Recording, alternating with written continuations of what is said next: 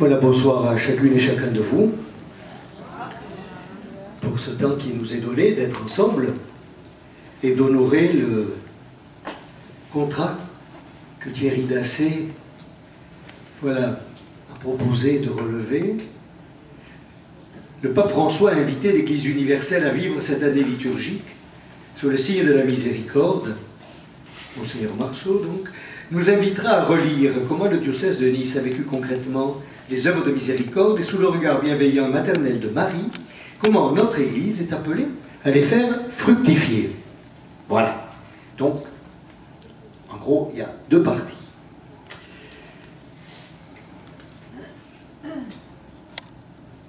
Au numéro 24 de septembre 2015 de notre excellente revue diocésaine Église des Alpes-Maritimes, dans l'éditorial qui s'intitulait « La joie d'une nouvelle année pastorale », j'écrivais « Le jubilé de la miséricorde sera à vivre, non comme un objet d'étude, mais comme un temps de conversion, non pas seulement personnel, mais évidemment pour notre communauté diocésaine.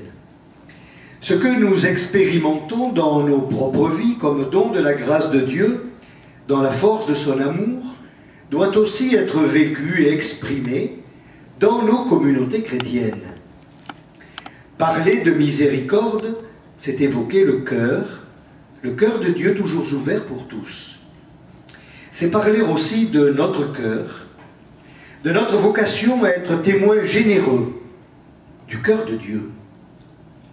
C'est la vie de tous les jours, pour chacune et chacun, pour nos communautés. C'est donc nous convertir à cette dimension de notre vie avec le Christ, doux et humble de cœur. Dans l'exhortation apostolique, la joie de l'Évangile, le pape François écrivait « L'Église doit être le lieu de la miséricorde gratuite, où tout le monde peut se sentir accueilli, aimé, pardonné et encouragé à vivre selon la bonne nouvelle de l'Évangile. » Et nos communautés, par l'accueil, le dialogue, la rencontre, dans nos communautés, serons-nous ce peuple? La miséricorde passe-t-elle vraiment à travers toutes nos attitudes pastorales, notamment si nous avons des responsabilités, quelles qu'elles soient, à quelque niveau que ce soit?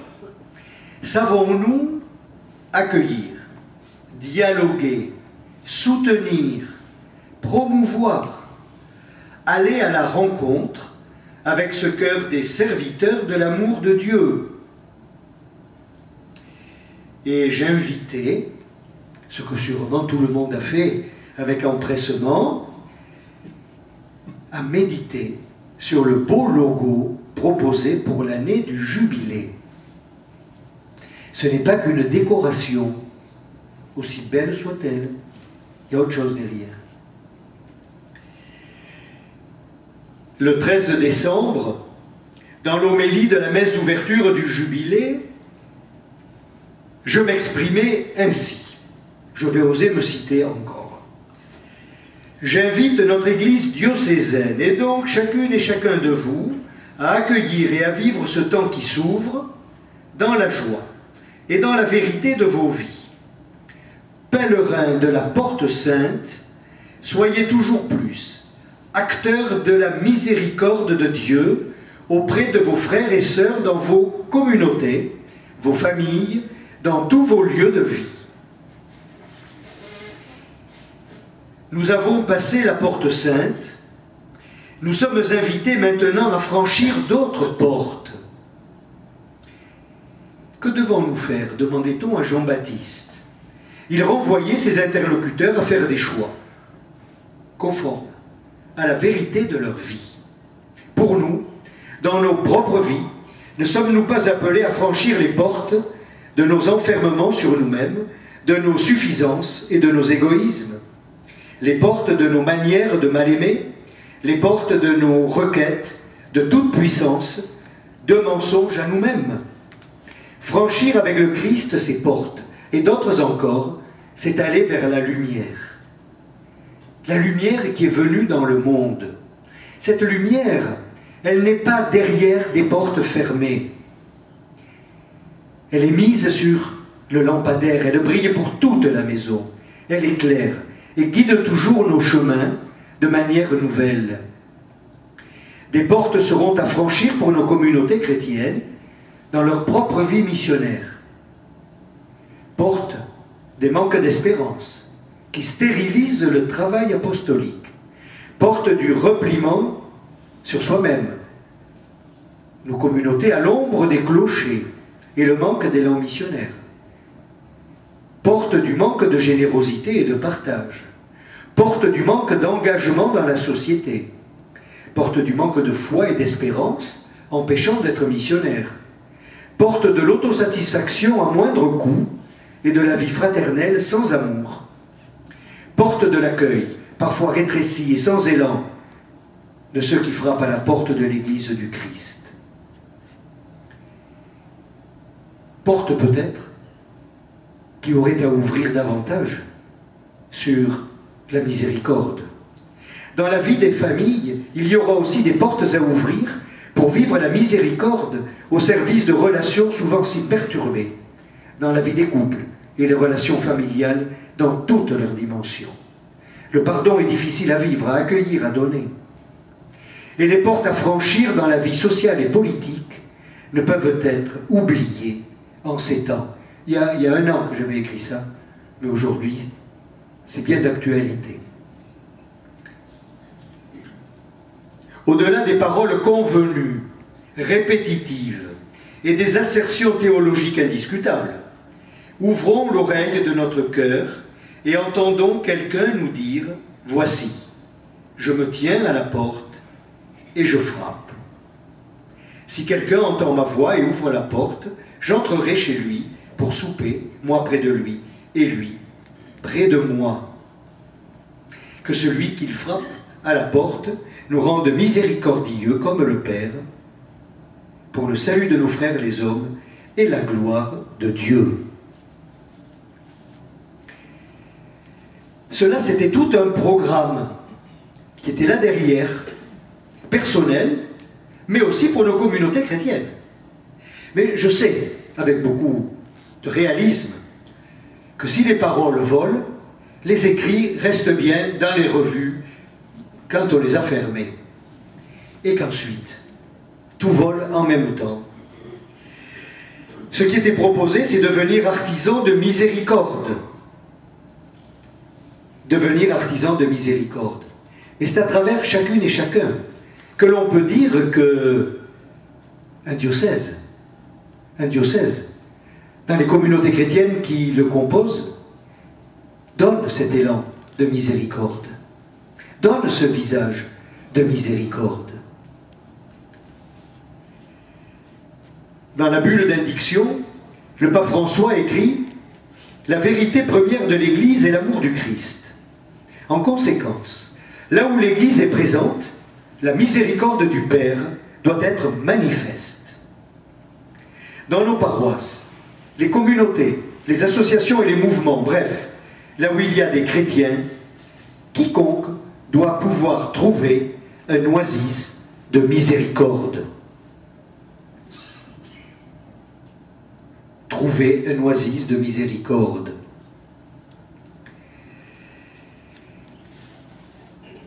Année de la miséricorde, en notre diocèse et sous le regard maternel de Marie. Oui, nous sommes appelés à un travail de relecture rapide, mais d'une année dite de la miséricorde, ici, en notre diocèse, avec ces points de repère que je viens d'évoquer. Peut-être les savons-nous, les connaissons-nous par cœur, mais la conversion est toujours lente. Et l'incarnation prend du temps.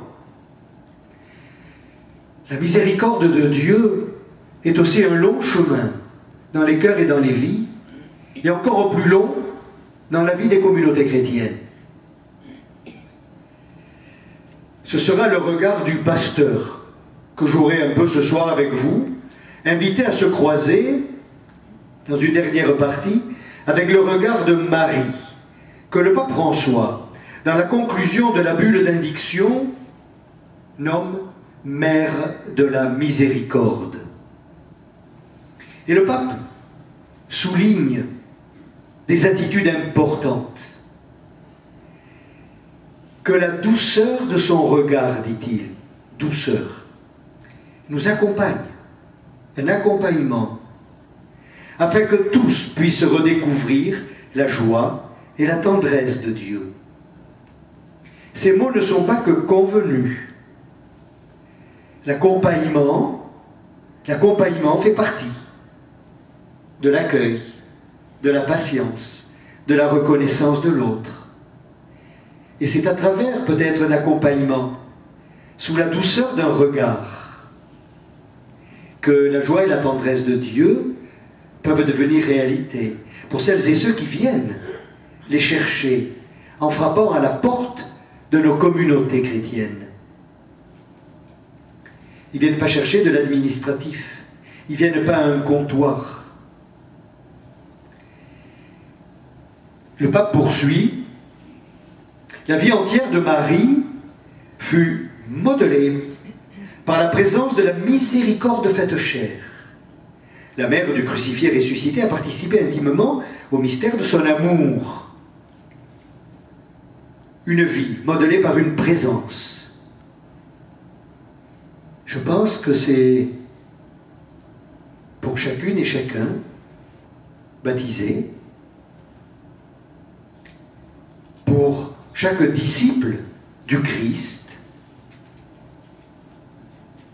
en sa vie, se laisser modeler par la présence de la miséricorde faite chair, Jésus.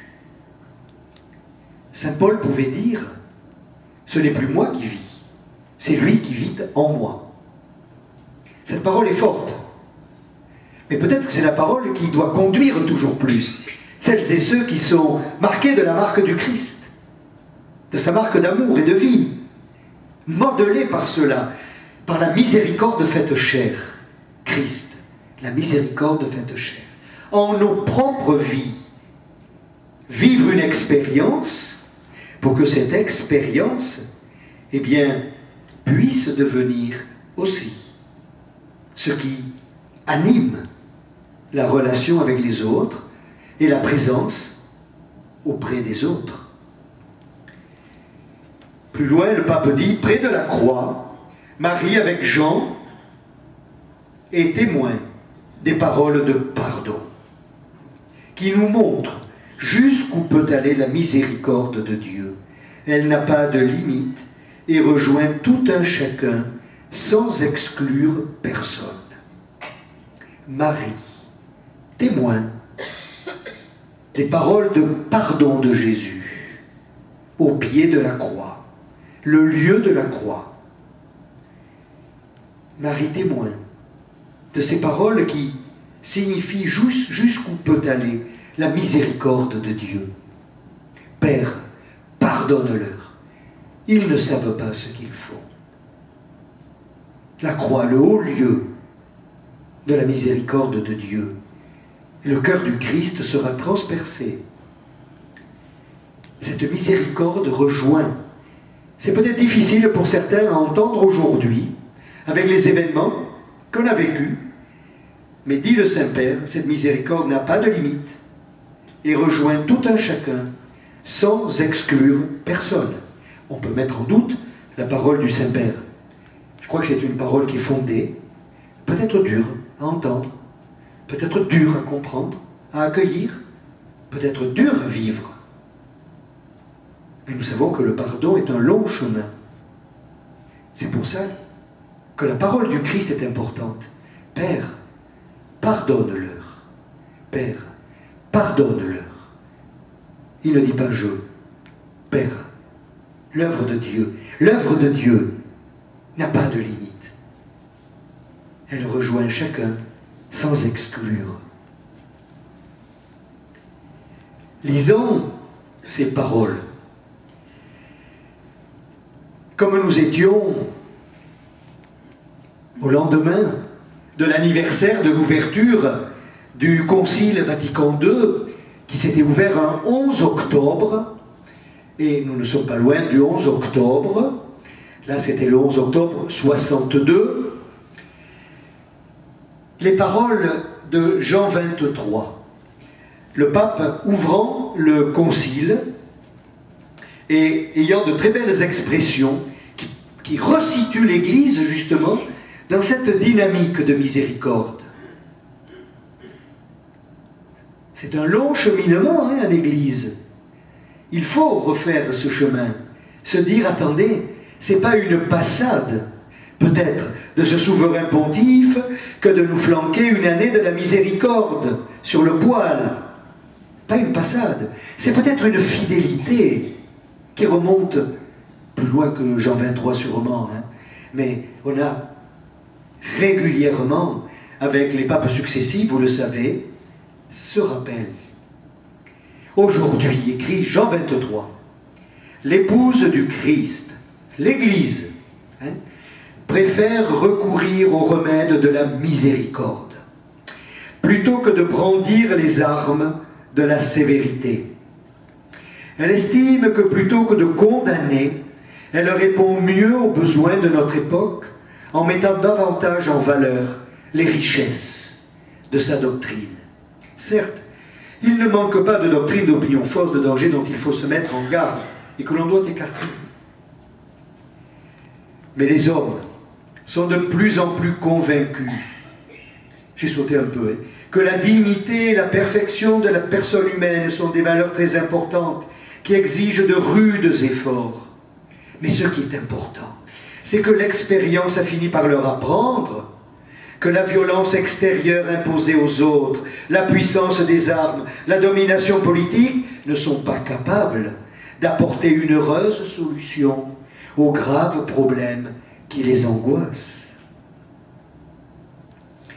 L'Église catholique, en brandissant par ce concile écuménique le flambeau de la vérité religieuse, au milieu de cette situation, veut être pour tous une mère très aimante, bonne, patiente, pleine de bonté et de miséricorde pour ses fils qui sont loin d'elle.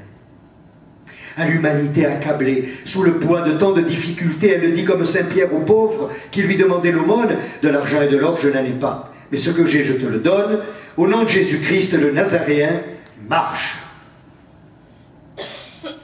Certes, l'Église ne propose pas aux hommes de notre temps des richesses périssables. Elle ne leur promet pas non plus le bonheur sur la terre, mais elle leur communique les biens de la grâce qui élèvent l'homme à la dignité de fils de Dieu.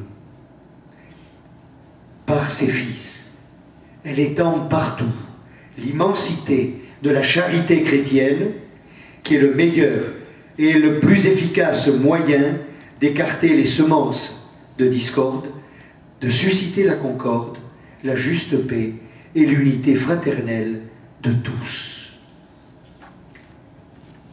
54 ans, c'est une autre approche, dite autrement, de la miséricorde.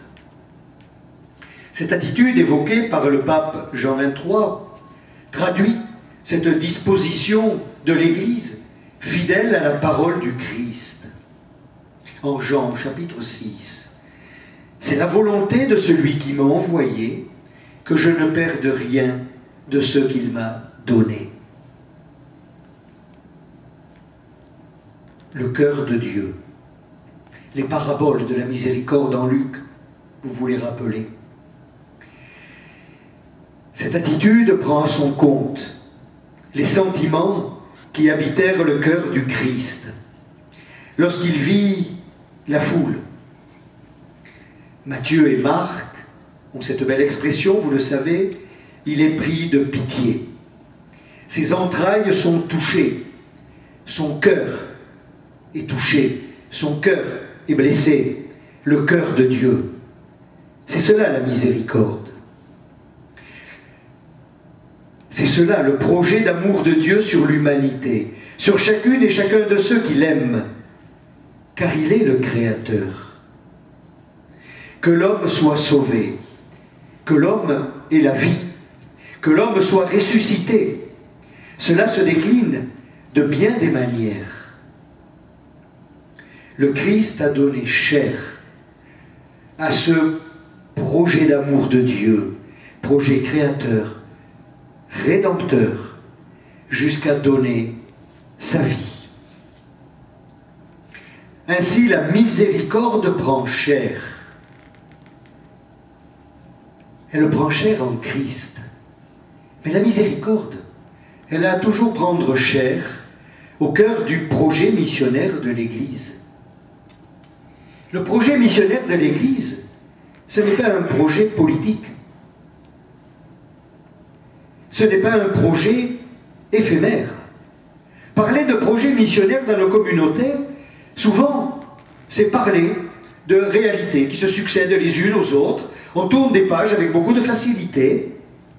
Une année on fait ceci, l'autre année on fait cela, on fait autre chose. Mais peut-être que trop souvent, on ne se resitue pas au niveau de ce qui est le tyran de fond, qui donne force, qui donne sens à ce qu'on peut appeler un projet missionnaire. Ce n'est pas de l'annexe ou de la charité au rabais que de parler de la miséricorde. C'est le fondement même de toute action missionnaire et pastorale en nos communautés, en quelque lieu que ce soit, en quelque circonstance que ce soit. C'est ce qui fonde, ce qui va dire justement à nos frères la miséricorde. L'Église n'a pas autre chose à dire. Mais il y a bien des lieux, il y a bien des manières, dans bien des institutions pour dire cela. Dans le discours de clôture du Concile Vatican II, décembre 65, le pape Paul VI déclarait, en relisant l'œuvre accomplie par les pères, ce que je vais vous lire, mais en déclarant cela, il répond à des critiques sur l'alignement supposé de ce concile, et donc de ce travail pastoral sur les réalités du monde. L'alignement sur les réalités du monde. Non, dit le pape, l'Église n'a pas dévié, mais elle s'est tournée vers l'homme. Il n'a pas oublié que le cœur de Dieu est tourné vers l'homme. Que le cœur de Dieu, en Jésus-Christ, est fait pour aimer l'homme. Et celui qui considère avec attention cet intérêt prépondérant porté par le Concile aux valeurs humaines et temporelles ne peut nier d'une part que le motif de cet intérêt se trouve dans le caractère pastoral que le Concile a voulu et dont il a fait en quelque sorte son programme. Et d'autre part, il devra reconnaître que cette préoccupation elle-même n'est jamais dissociée des préoccupations religieuses les plus authentiques, qu'il s'agisse de la charité qui seule suscite ces préoccupations. Et là où se trouve la charité, là se trouve Dieu. Ou du lien constamment affirmé et mis en valeur par le Concile, existant entre les valeurs humaines et temporelles et les valeurs proprement spirituelles, religieuses et éternelles. L'Église se penche sur l'homme et sur la terre, mais c'est vers le royaume de Dieu que son élan la porte. Que vienne ce règne du cœur de Dieu. Vénérables frères et vous tous, chers fils, si nous nous rappelons qu'à travers le visage de tout homme, spécialement, lorsque les larmes et les souffrances l'ont rendu plus transparent, nous pouvons et devons reconnaître le visage du Christ, le Fils de l'homme. Et si sur le visage du Christ, nous pouvons et devons reconnaître le visage du Père céleste, qui me voit, dit Jésus, voit aussi le Père, notre humanisme, si nous reconnaissons ainsi, notre humanisme devient christianisme, et notre christianisme se fait théocentrique, si bien que nous pouvons également affirmer, pour connaître Dieu, il faut connaître l'homme. Mais alors, ce concile, dont les travaux et les préoccupations ont été consacrés principalement à l'homme, ne serait-il pas destiné à ouvrir une nouvelle fois au monde moderne les voies d'une ascension vers la liberté et le vrai bonheur? Ne donnerait-il pas en fin de compte un enseignement simple, neuf et solennel pour apprendre à aimer l'homme afin d'aimer Dieu? Aimer l'homme, disons-nous, non pas comme un simple moyen, mais comme un premier terme, vers la montée, vers le terme suprême et transcendant. Et alors le concile tout entier se résume finalement dans cette conclusion religieuse: il n'est pas autre chose qu'un appel amical et pressant qui convie l'humanité à retrouver, par la voie de l'amour fraternel, ce Dieu dont on a pu dire: s'éloigner de lui, c'est périr, se tourner vers lui, c'est ressusciter, demeurer en lui, c'est être inébranlable. Retourner à lui, c'est renaître. Habiter en lui, c'est vivre. Saint Augustin. Peut-être que c'est la belle mission de l'Église. De l'Église qui a toujours pour boussole, comme l'ont rappelé les papes successifs, le concile. Et à travers ce travail du concile, à travers ce que le concile nous a proposé comme chemin, suivant la boussole, eh bien c'est peut-être cela. Dire à l'homme d'aujourd'hui, le cœur de Dieu, vers où va-t-il? Qu'est-ce qu'il lui dit à l'homme d'aujourd'hui? Ce qu'il est. C'est peut-être dans un amour. Jean 23, Paul VI, encadrant le concile. C'est peut-être une œuvre de miséricorde que l'Église a accomplie pendant ces années pour appeler l'homme d'aujourd'hui à vivre de cette dimension radicale qui lui est proposée. Retrouver ce Dieu, appel amical et pressant. L'Église se penche, Jésus est saisi de pitié, c'est un même mouvement tout cela. Cela fonde nos attitudes pastorales aujourd'hui. Ce ne sont pas des ajustements et des stratégies, mais c'est correspondre toujours plus fidèlement au projet de salut de Dieu pour l'humanité, le cœur de Dieu. Soyez miséricordieux comme votre Père est miséricordieux. Pour nous, c'est le chemin de Jésus que nous avons à contempler.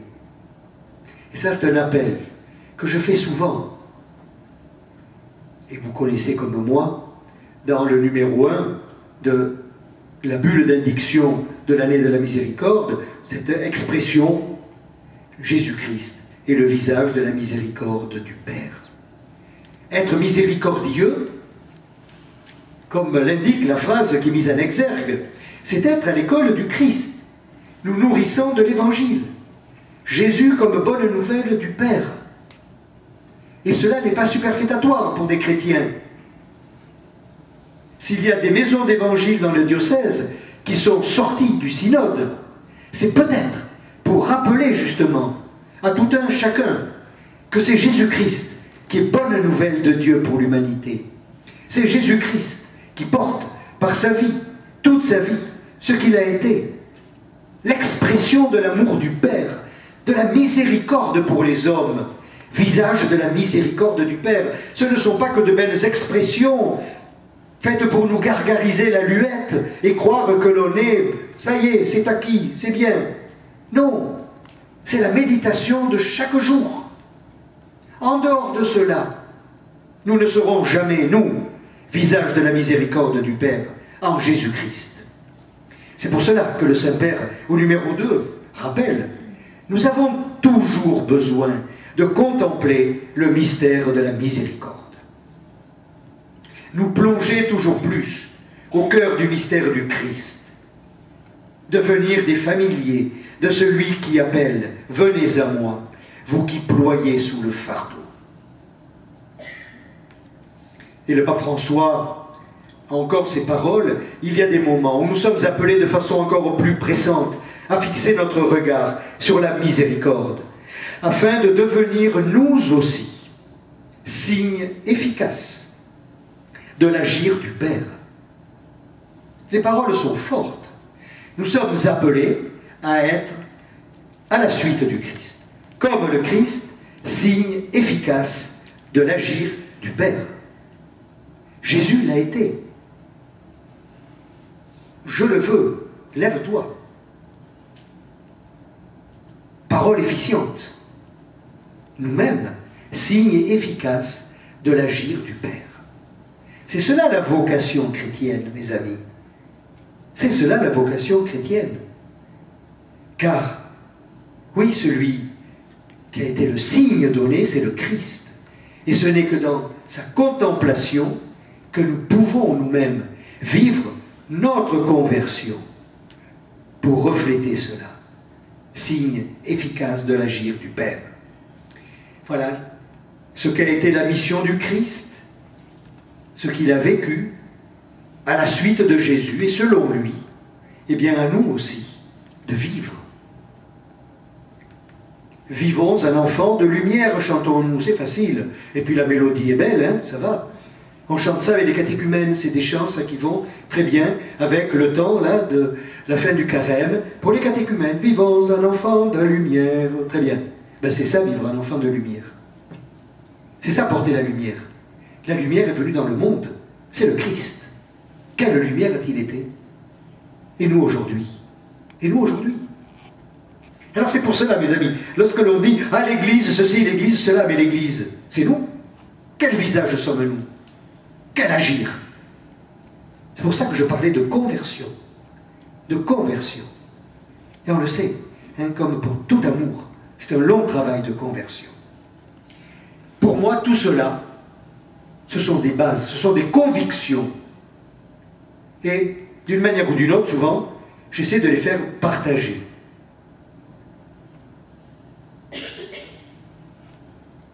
Durant les mois qui se sont écoulés, on a pu voir dans les doyennés, dans les paroisses, pas mal de mobilisation. Mais ce n'est pas uniforme, je vous garantis. Mais vous pourriez en témoigner aussi bien que moi. Mais j'ai été témoin de moments forts. De moments forts. Induits évidemment par ce que portait la proposition de l'année sainte. Avec des lieux pour passer la porte sainte. Voilà. Et je réénumère les lieux pour vous redonner une leçon de géographie. La cathédrale, Laguet, Valcluse, Cimier. Et je sais que ces lieux ont été fréquentés, que des pèlerinages se sont vécus, et la dimension du pèlerinage est une dimension importante de la démarche jubilaire. La dimension du pèlerinage, c'est la dimension qui nous redit, c'est pour cela que c'était important, et que je me suis réjoui moi-même de passer 4 fois la porte dans un même lieu, mais avec des publics différents, parce que je me suis toujours dit, eh bien, évêque, tu es pèlerin avec ce groupe, tu es pèlerin avec ce groupe, et finalement tu mets en relation. C'est cela aussi, vivre l'unité, la communion des uns et des autres, pèlerins ensemble, sur une terre qui nous est donnée à évangéliser, c'est-à-dire à y porter la présence du Christ, bonne nouvelle de Dieu, euangelos en grec, Jésus-Christ, bonne nouvelle de Dieu, à nous à le porter, et donc nous sommes pèlerins ensemble. Mais je sais que c'est difficile d'être pèlerin ensemble, parce que personne ne marche même pas. Et donc, il n'y a que ça qui compte et que l'on voit souvent. Ah, mais on n'est pas comme. Ah, mais ce qu'il dit, non. Ils tiennent des discours qui ne sont pas les miens. On n'a pas la même idéologie entre chrétiens, etc. Pour moi, c'est le contraire du pèlerinage. C'est le contraire de la vie en communion en Christ, cela. C'est le contraire. Car cela, ça élimine la rencontre. Ça élimine le dialogue. Ça élimine la reconnaissance de ce qu'est l'autre, dans sa différence. Car c'est le dialogue qui peut-être, comme lorsqu'on marche ensemble, qui peut nous faire aussi arriver à un pas que l'on peut marcher ensemble. Alors, vivre ces temps, et je sais qu'il y en a eu pas mal, et moi-même j'en ai vécu beaucoup à la cathédrale, pour moi cela a été un bon point, si vous voulez, pour la vie du diocèse. En parallèle, j'espère que vous en avez reçu chacun, le diocèse avait fait éditer des Nouveaux Testaments, avec le logo de la miséricorde. C'était pour distribuer largement, pour bien situer que si nous étions pèlerins, pèlerins autour du Christ, parole de Dieu. Et comme le dit le pape François, c'est très très bien d'avoir la parole de Dieu, c'est une nuage, dans son sac. Parce que c'est peut-être avoir la parole de Dieu dans son cœur, et être capable de pouvoir questionner cette parole de Dieu, se laisser questionner par la parole de Dieu. Alors, il y a des Nouveaux Testaments qui se voulaient comme ce symbole de cette année jubilaire. Voilà, Christ, visage de la miséricorde du Père. Eh bien oui, on l'emporte avec nous pour ce que j'évoquais tout à l'heure, pour le contempler, pour ressasser ce témoignage des premiers, nous ouvrant à ce beau visage de Dieu, à contempler en Jésus-Christ. Alors si vous ne l'avez pas, vous le réclamez à vos curés. Vous le réclamez, vous dites qu'il en reste beaucoup, qu'il faut venir les chercher. Et c'est pas neutre que d'avoir voulu ces Nouveaux Testaments. Au moment de ces pèlerinages, ça va ensemble. Pèlerin, mais pèlerin avec le Christ, autour du Christ. Peut-être que certains ont vécu ce moment fort aussi à Lourdes. Voilà, au temps du pèlerinage, nous avons passé la Porte Sainte à Lourdes. Nous avons insisté aussi, mais j'y reviendrai tout à l'heure, sur le sacrement de la réconciliation et sur le partage et le vivre ensemble. Il y a des moments qui sont signifiants. Il y a des moments qui nous rappellent ce qui est entendu ou qu'on ne veut plus entendre. Mais moi j'ai un adage, je dis ça va bien. On me dit mais ça va de soi. Je dis ça va de soi, mais ça va encore mieux en le disant. Ça va encore mieux en le vivant. Et en le vivant avec les autres. Car je crois qu'un des bénéfices du Concile Vatican II, c'est aussi d'avoir remis en exergue ce sens de l'Église comme peuple de Dieu. Peuple de Dieu. Un peuple cheminant.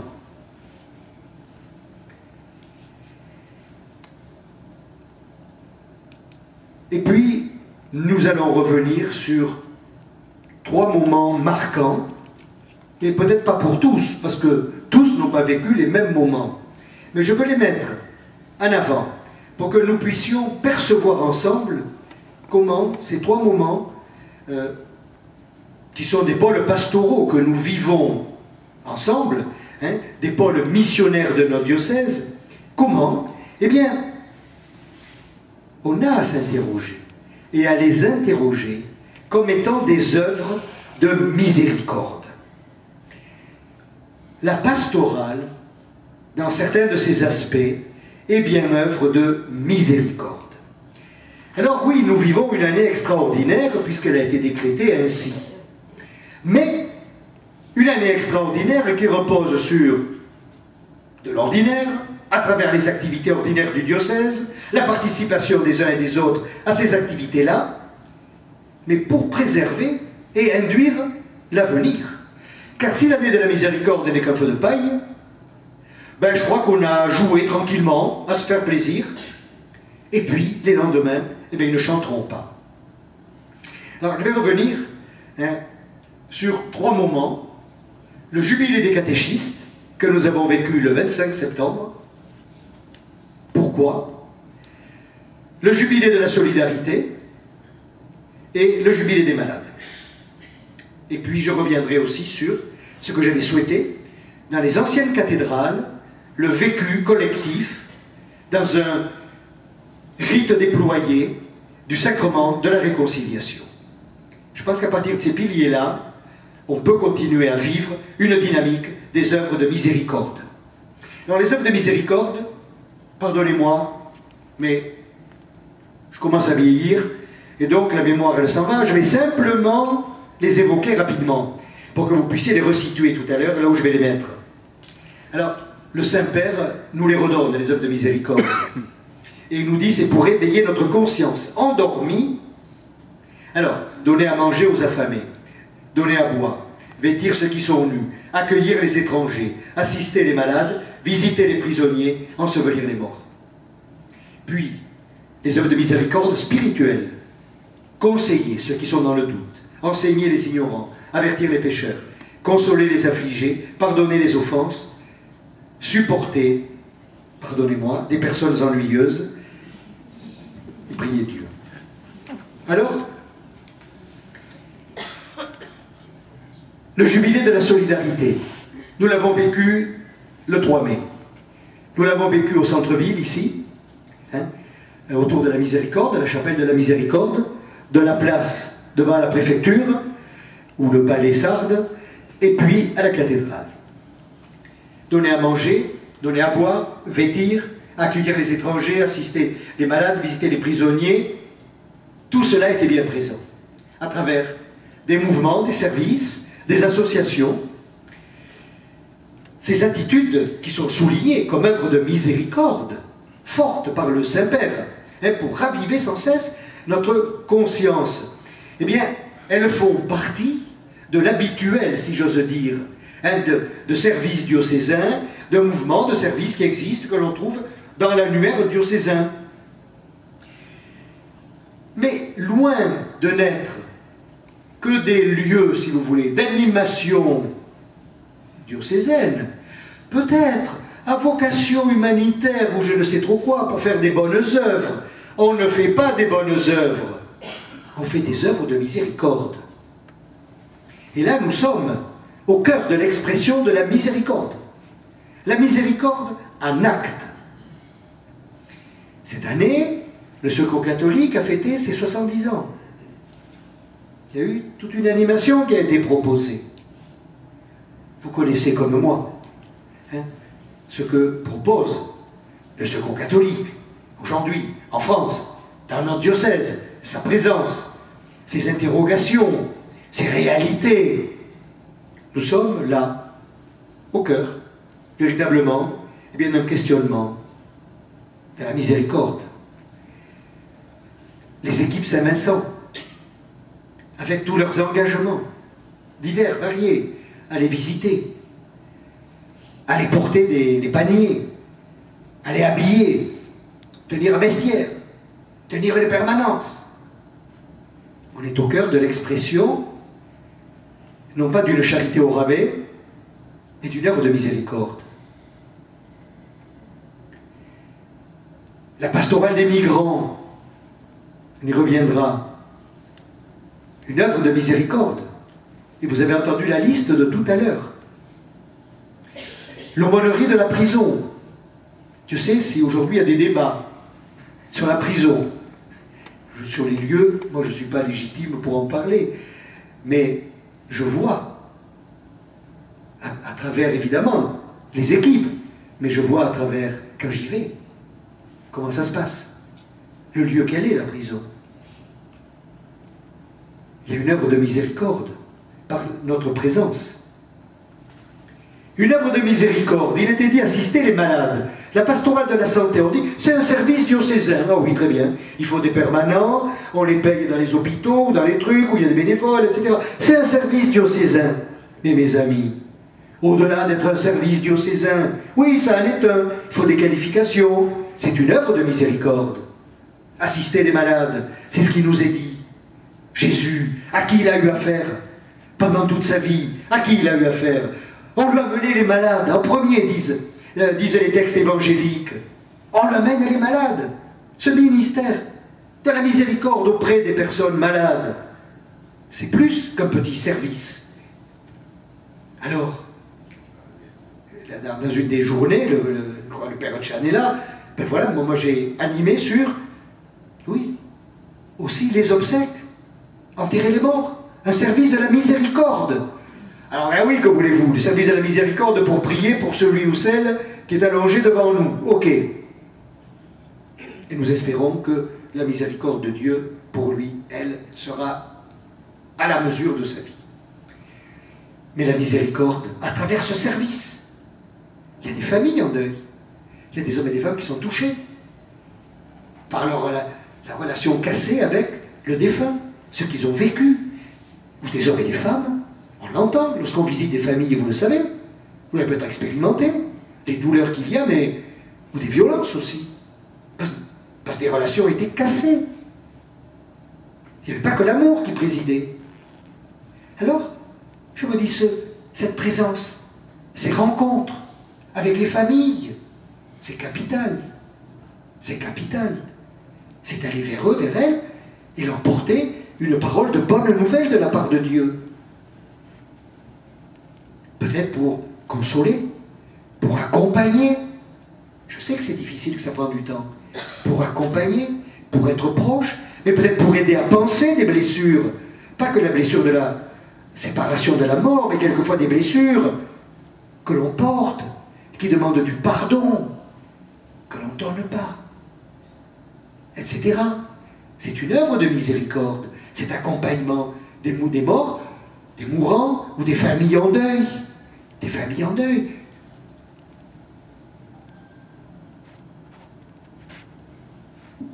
Réalise-t-on que solliciter, vivant cela, les personnes qui s'engagent rejoignent et donnent corps à ces propos forts du pape sur la miséricorde. Hein? Au numéro, je vais juste vous le citer, au numéro 15 de la bulle d'indiction, hein, le Saint-Père dit « Nous pourrons faire l'expérience d'ouvrir le cœur à ceux qui vivent loin de ces réalités. » Au cours de ce jubilé, l'Église sera encore davantage appelée à soigner ses blessures, à les soulager avec l'huile de la consolation, à les penser avec la miséricorde et à les soigner par la solidarité et l'attention. Ne tombons pas dans l'indifférence qui humilie, dans l'habitude qui anesthésie l'âme et empêche de découvrir la nouveauté. Ouvrons nos yeux pour voir les misères du monde, les blessures de tant de frères et sœurs privés de dignité. Sentons-nous appelés à entendre leurs cris qui appellent à l'aide. Que nos mains serrent leurs mains et les attirent vers nous, afin qu'ils sentent la chaleur de notre présence, de l'amitié et de la fraternité. Pour moi, mes amis, ce sont ces paroles qui donnent force, qui donnent chair à l'engagement de personnes dans ce pôle de la solidarité et élargi, je suis allé du Secours catholique à les équipes funérailles ou bien la pastorale de la santé. Ce ne sont pas que des références dans un annuaire administratif. Pour moi, ces engagements, et parfois on ne s'engage pas. On se demande pourquoi, mais enfin, il y en a d'autres. C'est cela qui fonde cet engagement et lui donne ses lettres de noblesse. Le pape François dit encore ailleurs, la miséricorde, c'est l'acte ultime et suprême par lequel Dieu vient à notre rencontre. Alors, mes amis, Dieu vient à notre rencontre, c'est-à-dire à la rencontre de tout homme. Mais nous le savons, si Dieu vient à la rencontre de tout homme, c'est parce qu'il y a des médiations pour dire la force de cette rencontre, pour dire combien cet acte de Dieu qui est venu à la rencontre de l'homme en Jésus-Christ, eh bien aujourd'hui, à la suite du Christ, comment ceux qui en son nom disent au nom de Jésus, lève-toi, eh bien sont à ce service-là. C'est pas pour rendre service à monsieur le curé qui ne peut plus tout faire aujourd'hui. C'est pas ça. On ne rend pas service à monsieur le curé. Mais mes amis, on est des instruments, des artisans de cet acte ultime et suprême, comme dit le texte, par lequel Dieu vient à la rencontre des hommes. Jésus-Christ. Et nous, disciples missionnaires, aujourd'hui, porteurs de cette bonne nouvelle. Au nom de Jésus-Christ, lève-toi dans ta vie. Au nom de Jésus-Christ, on pense tes plaies. Au nom de Jésus-Christ, c'est cela qui anime.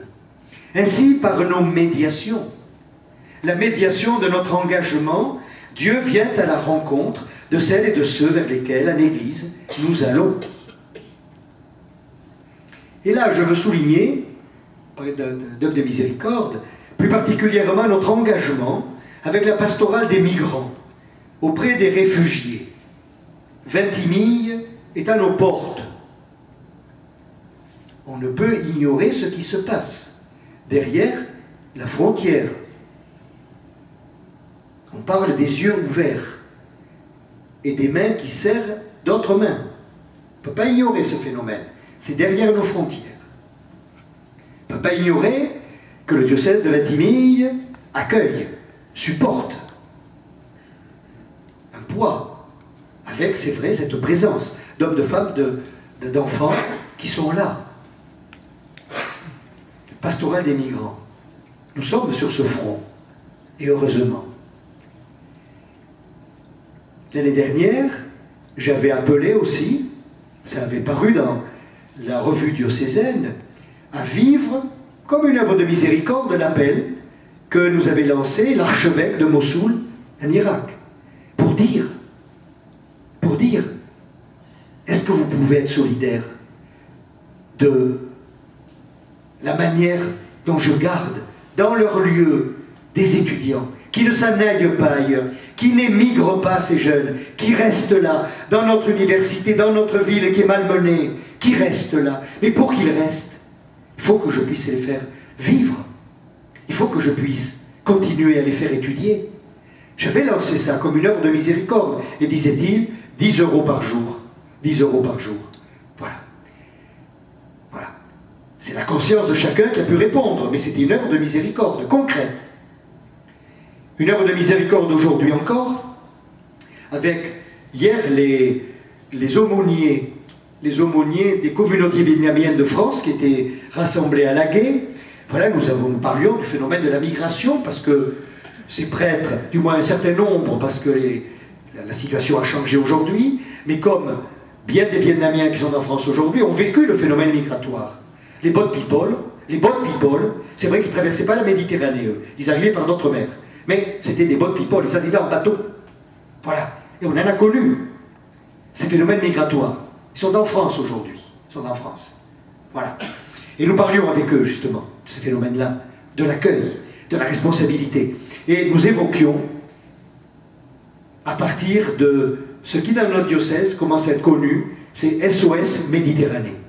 SOS Méditerranée. C'est-à-dire, cette initiative qui a été prise sur la Méditerranée par un capitaine au long cours, avec des assistances financières pour avoir acheté un bateau, un paquebot, transformé, de façon à être présent sur les lieux de la Méditerranée. La Méditerranée, nous savons que en dessous, il y a bien plus de gens que ceux qui ont été sauvés. Le cimetière est plus plein que ceux qu'on a pu sortir de la mer. C'est quand même des interrogations fortes à avoir. Et on ne peut pas être sourd. Donc c'est vrai que, comme le demande le Saint-Père, en fin d'année de la miséricorde, je proposerai, comme œuvre de miséricorde pérenne, du moins pour les années qui viennent sans doute, eh bien SOS Miséricorde comme une œuvre que peut parrainer notre diocèse. Nous sommes riverains de la Méditerranée.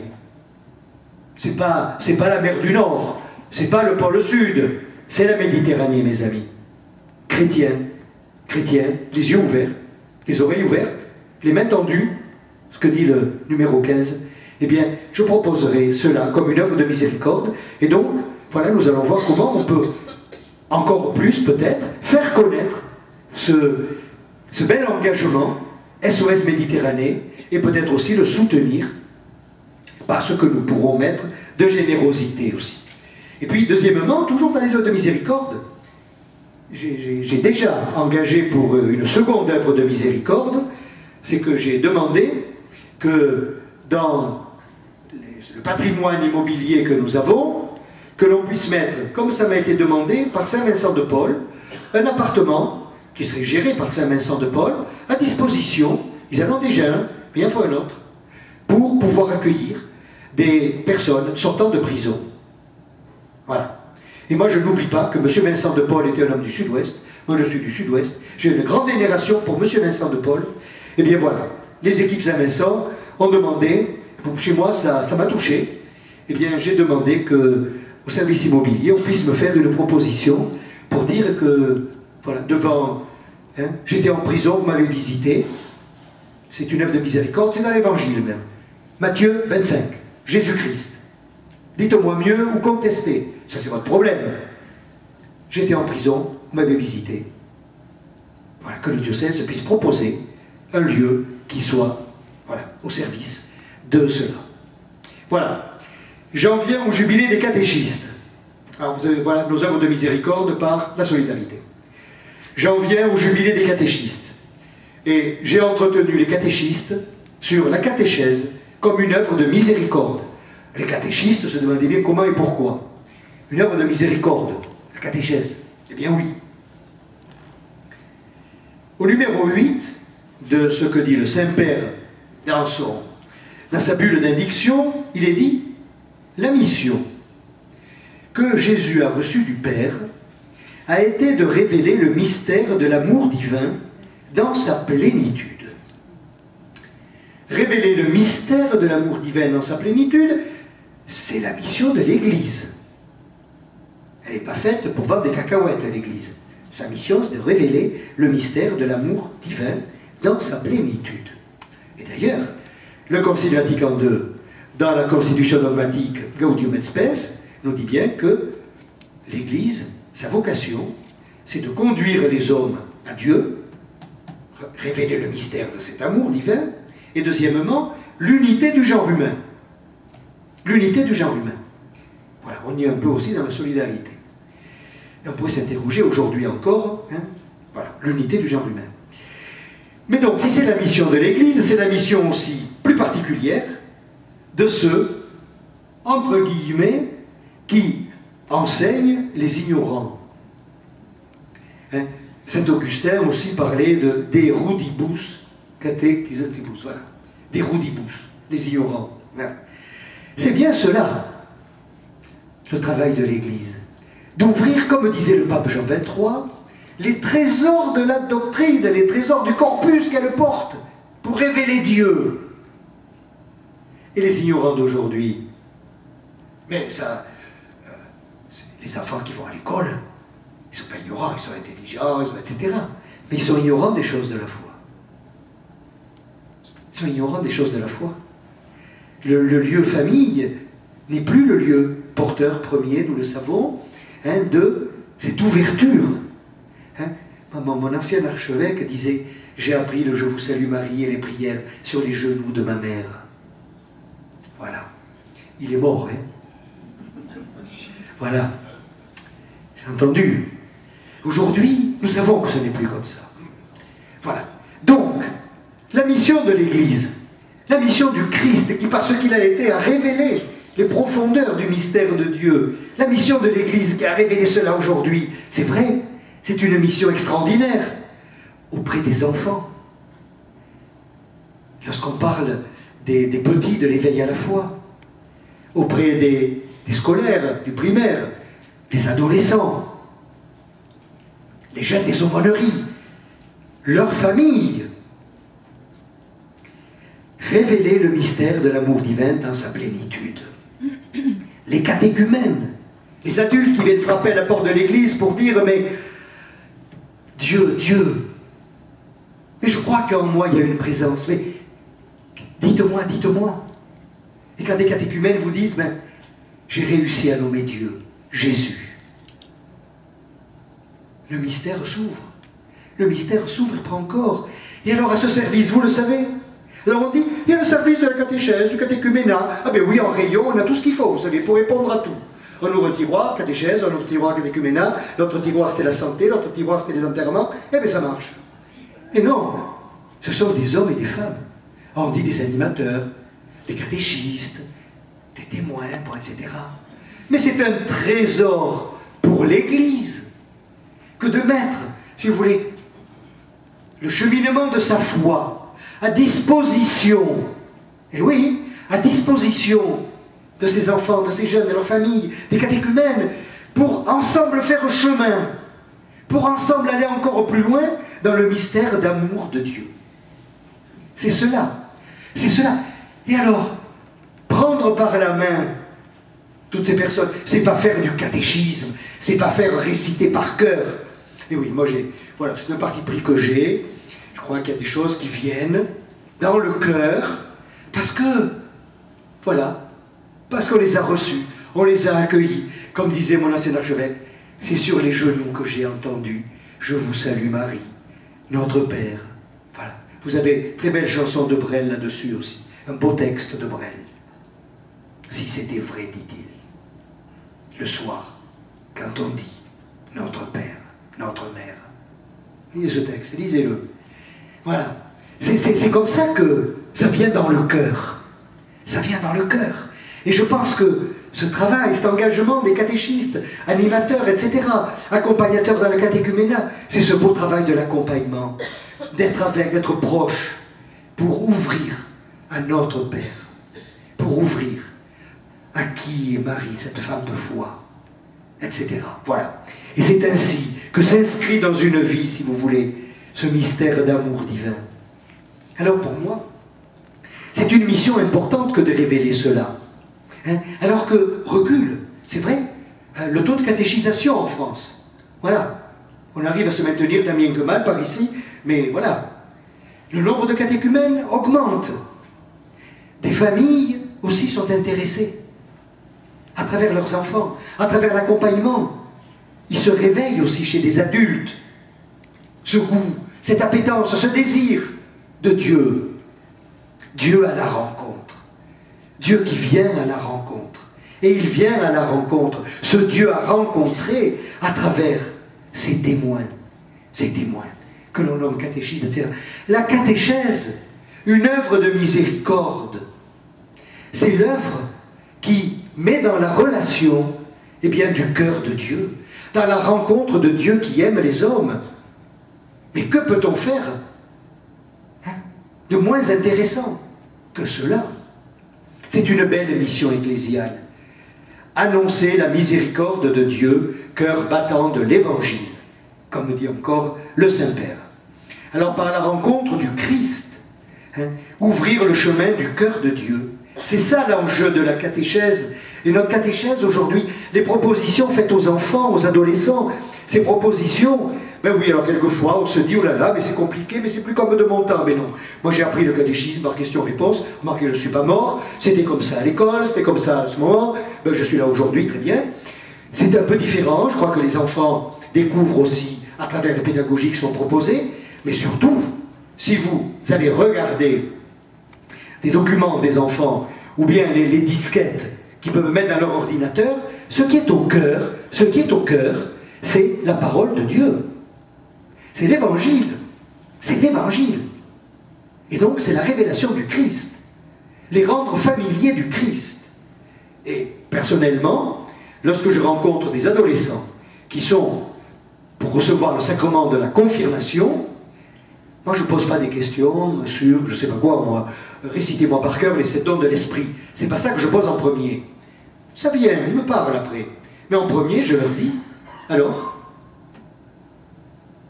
de quelle parole de Jésus vous vous rappelez? Quelle parole de Jésus, elle est dans votre cœur? Quelle parole de Jésus est importante pour vous? Dites-moi un signe de Jésus, un signe de Jésus, un geste de Jésus. Qu'est-ce qui vous a marqué? Qu'est-ce que... Ben vous savez, ils sont pris à contre-pied, c'est vrai, parce que les catéchistes ne leur ont pas dit que c'était ça que j'allais leur demander. Donc, ils sont pris à contre-pied. Et les catéchistes avec, ou les animateurs. Et pour moi, c'est ça qui est capital. C'est ça qui est capital. Et après un moment de flottement, bon, il y en a un qui ose quelque chose. Alors, c'est à peu près. Alors, un autre le corrige, et un autre. Et finalement, on arrive à passer 1 heure et demie, voilà, avec l'Évangile. Avec l'Évangile. Ils savent autrement que nous, mais l'Évangile leur est familier aussi. Et ça, pour moi, c'est important. Et quand, une fois, j'ai osé poser la question, mais écoute, toi, tu vas rendre la vue à un aveugle? Tu vas faire un miracle? Non, non. Ah oui, bon. Et tu connais pas des copains ou des trucs où il y a la ténèbre, où il y a le noir dans la vie quelquefois? Ah bien à partir de là, ça y est, ça s'est déclenché. Ça s'est déclenché. Et ces jeunes sont capables de vous dire, ah ben oui, moi j'avais un copain, vous savez, chez lui ça allait pas parce que son père, gna gna gna, ou bien ses parents, un truc, et ben moi je l'ai réconforté, j'ai été avec lui. Mais je dis, tu vois, tu as ouvert à la lumière. C'est ça l'évangile. C'est ça l'évangile. Mais ils le savent. Mais une des plus belles réponses que j'ai eues, quand j'ai demandé ce qu'ils avaient retenu, etc., c'est c'est un garçon, il lève, puis il me dit, c'est la croix, monseigneur, c'est la croix. Ah bon? C'est la croix. Et à partir de là, on a refait toute une catéchèse. La croix. Voilà. Voilà, mes amis. Pour moi, la catéchèse, c'est pas le service de la catéchèse, du catéchuménat. C'est une œuvre de miséricorde. C'est ouvrir ces jeunes, ces enfants, par derrière les familles, etc., à la rencontre du cœur aimant de Dieu. Qu'ils aient, comme dit le Saint-Père, à travers Jésus, qu'on leur donne à connaître, à rencontrer, à aimer, et puis les sacrements qui viennent, ce sont autant d'étapes, ben, qu'ils aient justement ce beau visage, comme dit le pape, de la miséricorde de Dieu. Ce ne sont pas des mots, ce ne sont pas des belles expressions, c'est la réalité de Dieu même. Mes amis, c'est face à ce Dieu qu'il faut mettre les enfants et les jeunes. Il vient à leur rencontre. Ne court-circuitons pas leur rencontre. Permettons-la au contraire. C'est une œuvre de miséricorde. Alors, pour moi, c'est vrai que le lieu du catéchuménat, le lieu de la catéchèse, pour moi, c'est un lieu primordial dans la pastorale du diocèse. Voilà. Et à travers sa parole, ses gestes et toute sa personne, Jésus de Nazareth révèle la miséricorde de Dieu. Et bien que ce public-là soit capable de lire en Jésus de Nazareth la bonne nouvelle de Dieu qu'il est, et qu'ils le gardent, et qu'ils en vivent. Voilà. Donc c'est vrai que c'est invité à le contempler, à l'accueillir, et à en vivre. Donc pour moi, c'est vraiment quelque chose de très important. Voilà.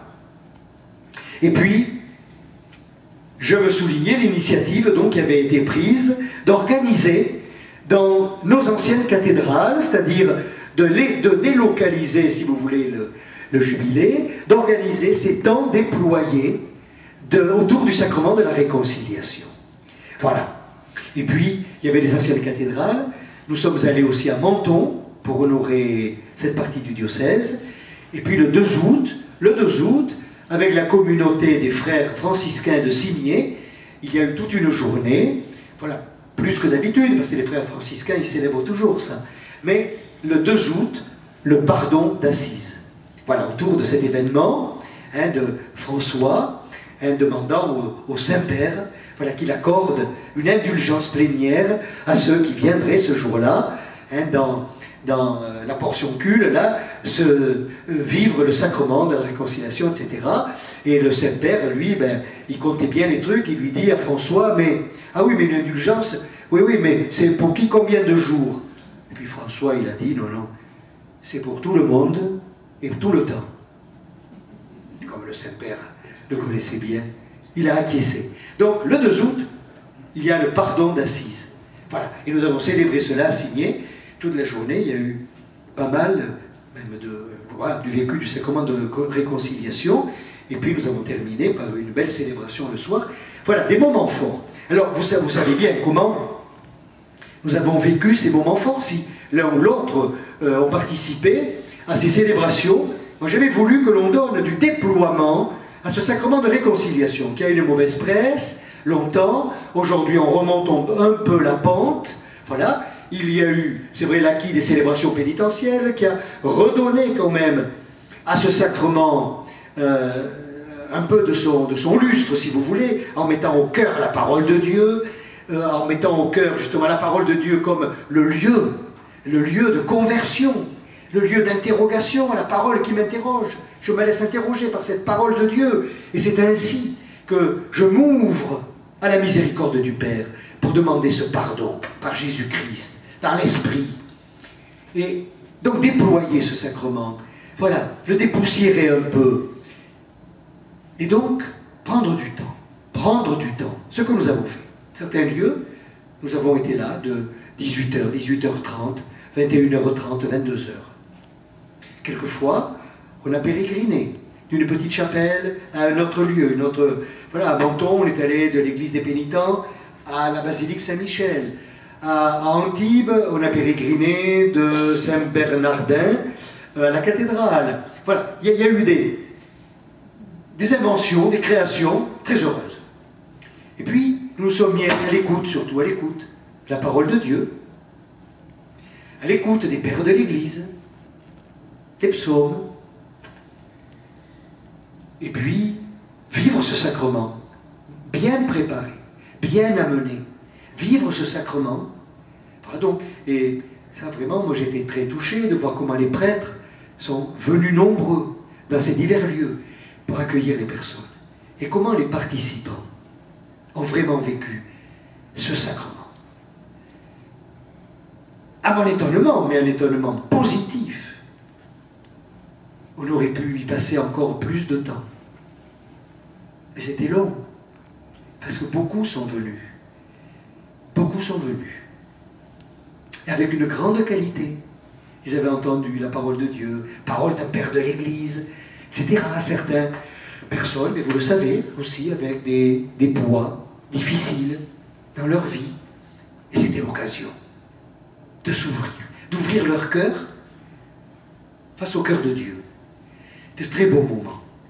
Et puis ensuite, ben voilà, nous terminons par l'Eucharistie. L'Eucharistie, cette plénitude qui nous était donnée, voilà, en Jésus, qui offrait sa vie, une fois encore, pain partagé pour nous, pain de l'Eucharistie. Voilà. Et pour moi, vouloir faire vivre cela au diocèse, c'était de dire, mes amis, n'ayez pas peur. N'ayez pas peur de ce sacrement. N'ayez pas peur de la miséricorde de Dieu. Oui, l'Église est ce lieu de la réconciliation. C'est notre tradition catholique. Et je la défends. Et j'y souscris. Et je la trouve très belle. Ah mais moi ça me suffit, je me confesse à Dieu. Faites ce que vous voulez. Faites ce que vous voulez. Faites ce que vous voulez. Mais la tradition qui nous est proposée, par le ministère de l'Église, ce que dit le prêtre, par le ministère de l'Église. L'Église, lieu de la réconciliation, lieu du pardon donné, lieu de la rencontre qui fait vivre, qui ressuscite, qui relance dans la grâce du baptême. C'est cela, mes amis. Tout à l'heure, j'évoquais cet adage en souriant. Mais oui, mais on le sait, ça va sans dire.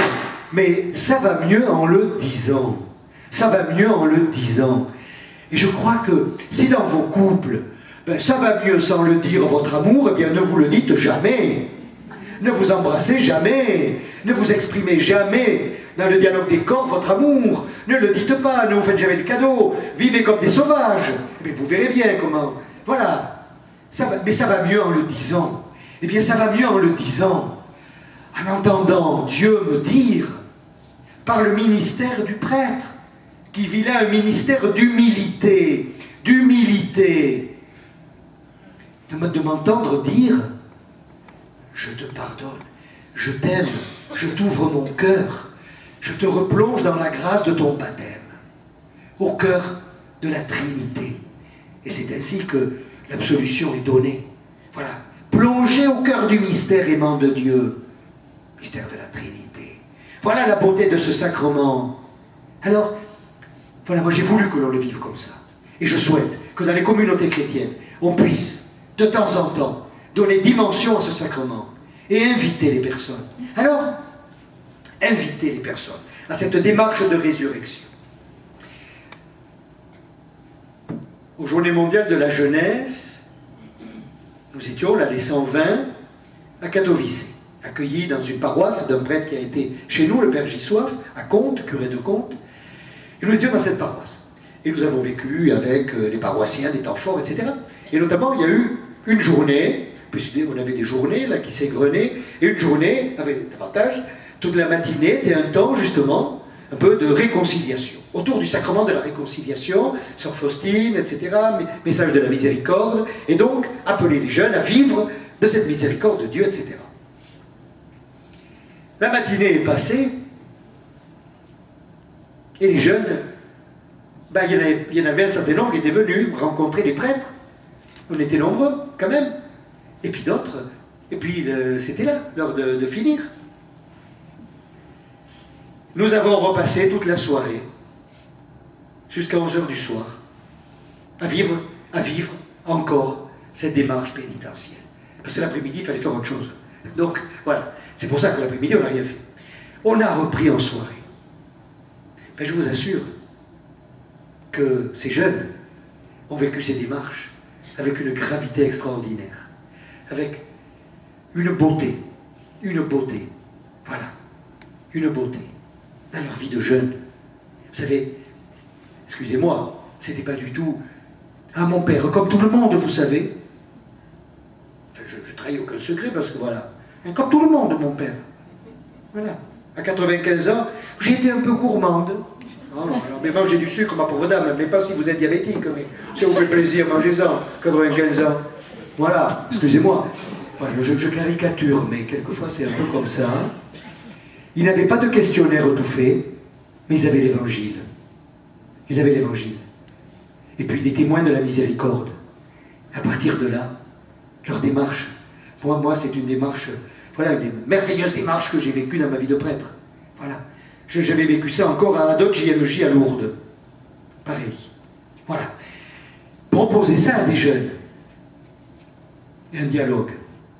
Mais les jeunes m'ont dit après, Monseigneur, vous savez à quelle heure elles ferment les églises dans votre diocèse? Ah bon? Eh bien vous savez, elles ferment après la messe de 5h30. Généralement, à 6h30, c'est fermé les églises, vous savez, Monseigneur. Hein? Mais nous, les jeunes, on arrive de la fac, ou les jeunes professionnels, on arrive du travail tard. Puis des fois, il y a les vies de famille. Vous savez, nous, on est libre le soir. Souvent le soir. Quelquefois les samedis. Mais à ces moments-là, ça ne marche pas. À ces moments-là, les confessionnaux, ils sont fermés. Et puis on ne voit pas les prêtres. Alors je leur dis, c'est vrai, mais il y a des lieux où on peut aller, tout ça. Ben on le sait, mais vous comprenez, vous savez, ils se mettaient d'accord, vos prêtres, pour qu'en ville, à tour de rôle, dans des églises, ça soit ouvert jusqu'à 10h, 10h30 du soir, qu'on le sache, que ça soit vraiment dit, etc. Qu'il y ait des permanences. Mais ça nous arrangerait, et ça en arrangerait beaucoup d'autres, ils m'ont dit. Alors moi, je sais pas, j'ai rien rajouté, hein. J'ai dit, je ferai votre commission.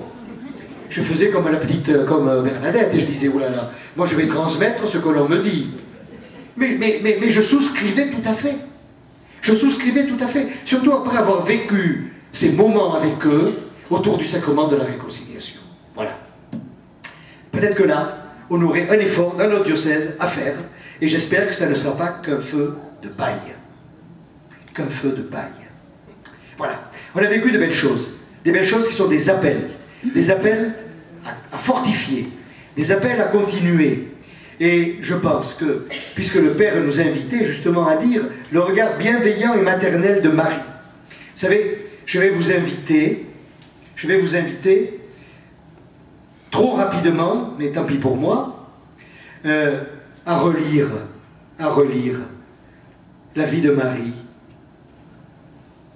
et à vous dire, attends, à quoi elle nous appelle, qui est une œuvre de miséricorde pour nous, pour nos communautés à vivre. Vous savez, je me suis amusé un peu à écrire un petit peu cela. Voilà, mais c'est trop long, maintenant je ne peux pas le faire, tout ça, mais je vais vous le dire un tout petit peu, pour que vous ayez envie de le faire vous-même. Alors, Marie de la Visitation, Marie qui court porter la bonne nouvelle. Marie ouvre toujours à une expérience de rencontre. Elle porte en elle, comme disait le Saint-Père tout à l'heure, la miséricorde incarnée, Jésus. Alors venir vers Marie, eh bien, c'est épouser cet itinéraire-là. Et peut-être qu'à travers sa visitation, nous pouvons nous demander comment nos communautés sont en état de visitation. Un état de visitation.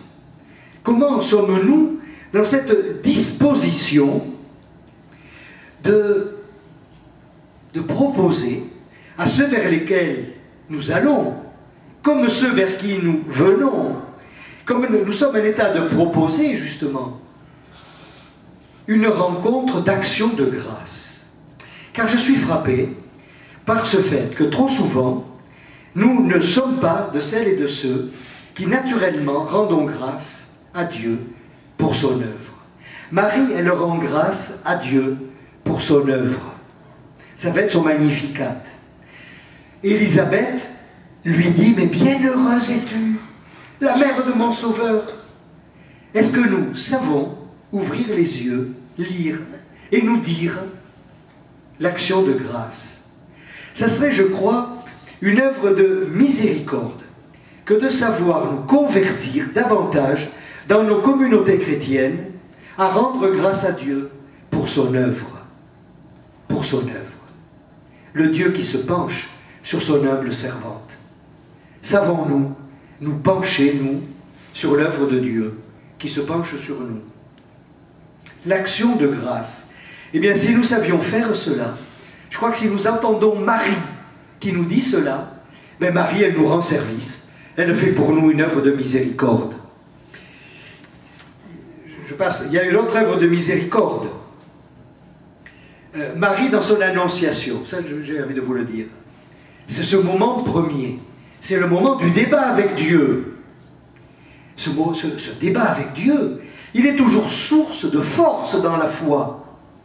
Nous ne sommes pas que des gens qui gobons, mais je le sais, c'est ce qui met la sécurité sociale en déficit. Les Français gobent mais des pilules, hein, médicales, parce qu'on vous les donne, mais on gobe les autres aussi pilules. Et dans la foi, ben voilà, on a gobé un catéchisme, on a gobé des trucs, mais Marie, elle vit le débat avec Dieu, dans son annonciation. Et pour elle, c'est force, c'est une force finalement aussi de dévoilement de sa vocation. Elle pose des questions, elle est en débat. Sa vocation va se préciser, elle va la faire préciser. Le projet de Dieu sur nous. Quand on dit, mais quel est le projet de Dieu sur moi? Moi, quelquefois, je dis aux gens, moi je ne suis pas une extravoyante. Hein. Voilà, moi je n'ai pas une boule de cristal, moi je ne vais pas vous le dire comme ça. Et quel est le chemin de votre foi? Essayez de le relire, essayez de le relire. Faites des exercices de Saint-Ignace, faites un truc, et puis essayez de trouver comment, voilà, vous allez être en partenariat avec Dieu, et Dieu va vous dire quelque chose, peut-être, si vous lui dites, vous aussi, voilà, voulez-vous l'attendre, et quel est le projet de Dieu sur moi, que voulez-vous? Moi, j'en sais rien. Et ça peut se décanter autrement aussi, vous comprenez, et après on peut y voir clair. C'est ce qu'a fait Marie. Alors, cette parole, c'est une parole quand même de confiance avec son Dieu, qui lui fait confiance. C'est une parole d'espérance.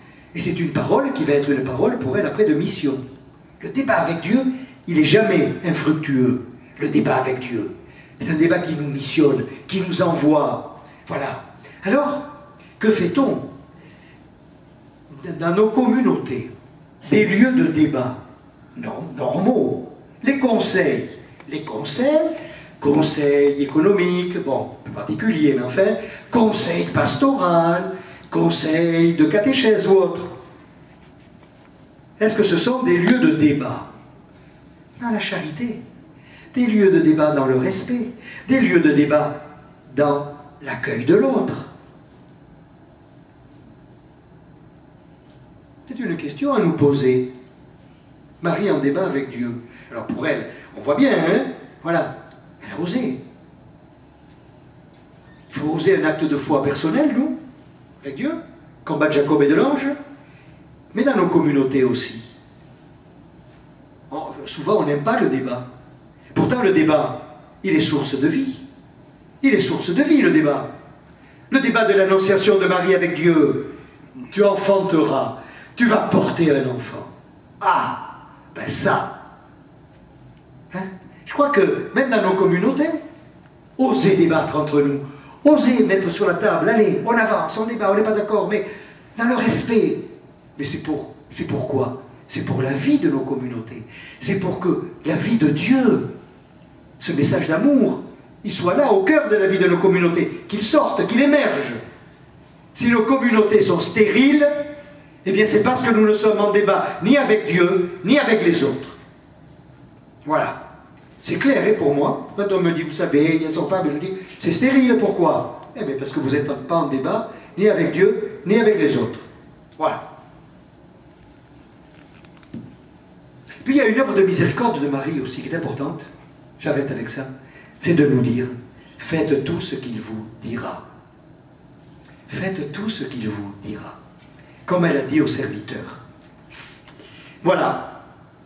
C'est une parole d'invitation. Accueillir Jésus. Voilà. Accueillir Jésus avec ce qu'il est, avec les paroles qu'il a dites. Alors, c'est intéressant. Moi, j'ai fait une petite sélection de paroles, mais vous allez en faire d'autres, vous. Faites ce qu'il vous dira. Qu'est-ce qu'il nous dit? À travers ces rencontres, Jésus. Lisez l'Évangile comme ça. À travers ces rencontres. Il va dire à quelqu'un, ou à quelqu'une, va, ne pêche plus. À un autre, prends ton brancard, tes péchés sont remis. Lève-toi, marche. À un autre, vends tout ce que tu as. Ah, puis vous voyez les passages, hein? À un autre, viens, suis-moi. Faites ce qu'il vous dira. Vous croyez qu'il nous le dit à nous aujourd'hui, ça? Mais Marie, elle le dit, faites ce qu'il vous dira. C'est une œuvre de miséricorde que Marie, elle le fait en me disant, mais mon vieux, relis l'Évangile comme ça. Qu'est-ce que ça veut dire dans ta vie aujourd'hui? Voilà. Marie nous propose ce chemin. Faites ce qu'il vous dira. Ou ce qu'il a fait. Il est allé chez Zachée. Il est allé chez Simon le pharisien. Il est allé appeler Matthieu, avec tous ses sous. Il est allé à la rencontre de la femme de Samarie. Mais de nous rappeler ça, c'est pas mal de la part de Marie. Voilà Marie. Elle nous rappelle aussi un certain nombre de choses quand elle était au temple et qu'elle a entendu un glaive transpercera ton cœur. Lorsque Marie était encore dans le temple et qu'elle disait ton père et moi on était tout tristes, on t'avait perdu, et qu'il leur dit mais ne savez-vous pas que je dois être dans la maison de mon père, aux affaires de mon père? Bon, qu'est-ce que ça veut dire ça? Tout à l'heure je l'ai évoqué, Marie elle est au pied de la croix. Au pied de la croix. Elle entend le pardon. Marie elle nous rappelle que la croix aussi, elle fait partie de nos vies. La croix fait partie de nos vies. Voilà. Et elle rappelle cela aussi dans bien des apparitions. Bon voilà. Alors, je me dis, est-ce que cela c'est bien vivant pour nous? Sous le regard de Marie. Voilà, reprenez l'Évangile. Reprenez l'Évangile. Est-ce que cela est bien vivant pour nous? Comment vivons-nous tout cela? Et le pape François nous dit, Marie, elle est mère de l'évangélisation. Alors moi j'invite à lire en Marie l'Évangile, pour vivre par Marie l'Évangile, pour porter avec Marie celui qui est l'Évangile de Dieu Jésus-Christ. Faites tout ce qu'il vous dira. Et je termine. Marie de Pentecôte, elle fait une œuvre de miséricorde en nous rappelant qu'au cœur de l'Église, il y a la présence de l'Esprit Saint, que c'est l'Esprit Saint que son Fils a envoyé, qui est le maître de la mission, et que nous serons fidèles et miséricordieux si nous sommes ouverts à cette présence. Merci, j'ai été trop long, mais tant pis.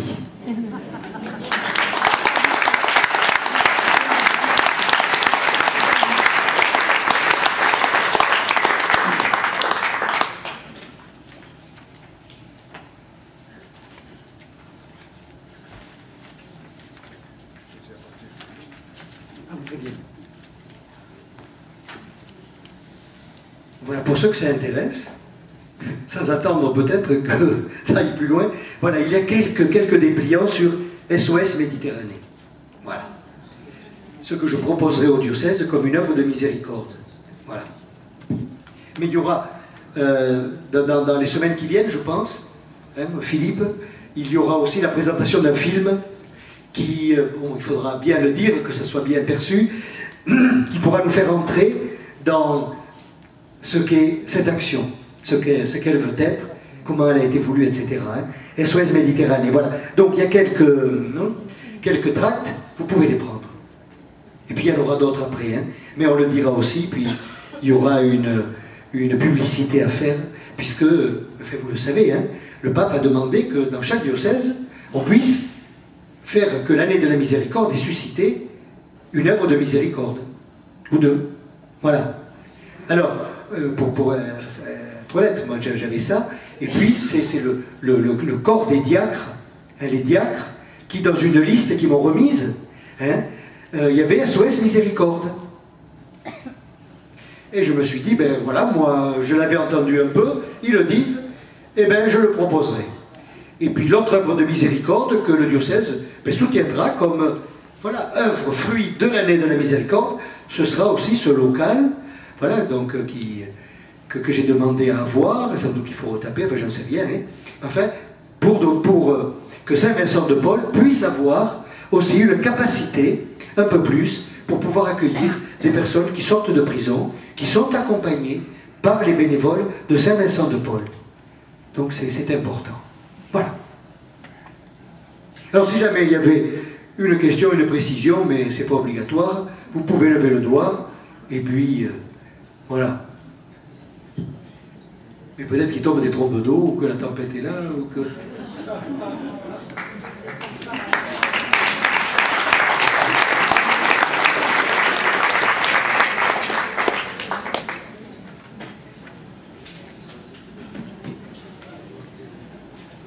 Voilà, mais il est 10h10, donc je crois qu'il est temps de rentrer.